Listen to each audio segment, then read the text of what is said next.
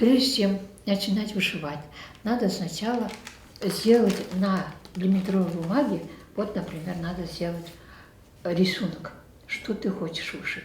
Вот рисунок мы сделали.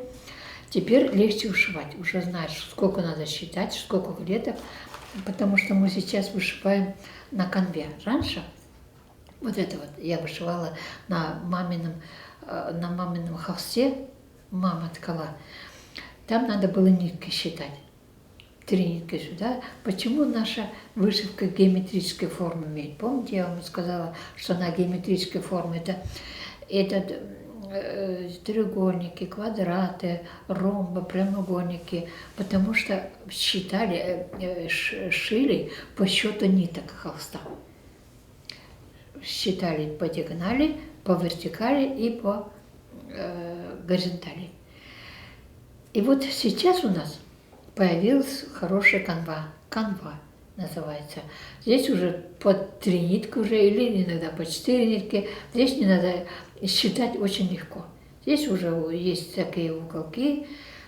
Но сначала, прежде чем начинать, мы когда сделали с вами вот этот вот рисунок, надо сначала сделать рисунок вот этого узора. Вот рисунок надо делать черными, контурным швом. Контурный или по роскостью. Это одно и то же. Сделаем сначала рисунок. А потом уже рисунок мы с вами будем заполнять разноцветными нитками. Вот можно, вот здесь вот обычно, я хочу вам сказать, чувашской вышивкой при заполнении рисунка из 10 частей 6 частей отводится красному цвету, 2 части желтому, 1 часть зелеными и 1 часть синими цветами. То есть большинство там было красный цвет. Желтый немножко больше, чем зеленый. Но здесь я по-своему, мне очень нравится желто-зеленый. Я синий, вместо синего тоже зеленый использовала. Иногда такое бывает. Вот, если я что-то для себя хочу сделать. Но до высыпки что-то уже надо делать, уже, так сказать, надо по правилам делать. Вот это надо учитывать, сколько частей.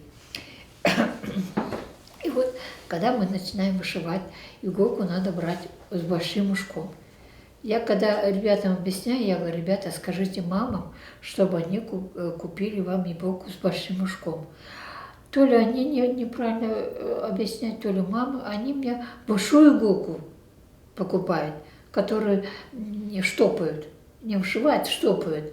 Ушко должно быть, потому что мы, когда вдеваем черную нитку, мы вот в это вот, обычно, вот, например, нитку мы складываем, одну нитку берем, складываем пополам, и вот здесь и вдеваем в это ушко.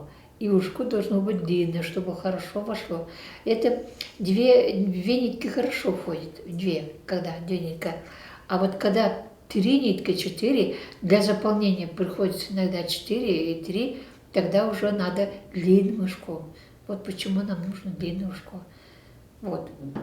И вот здесь обязательно, посмотрите, пожалуйста, обязательно полупетля.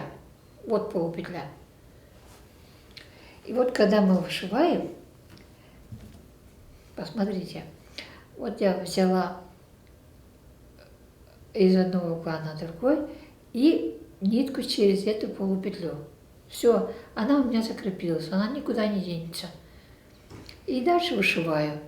Дальше я вышиваю, вот, например, шулам я вышиваю. Сейчас я шулам вышиваю, просто показываю, как шулам вышивать. Вот, например, у меня нитка закончилась. Как раз девочка просила, как это привязывать, чтобы не было заметны вот эти узелки. Вот, например, у меня закончилось. Теперь мне надо привязывать к оставшему концу, привязывать новый конец.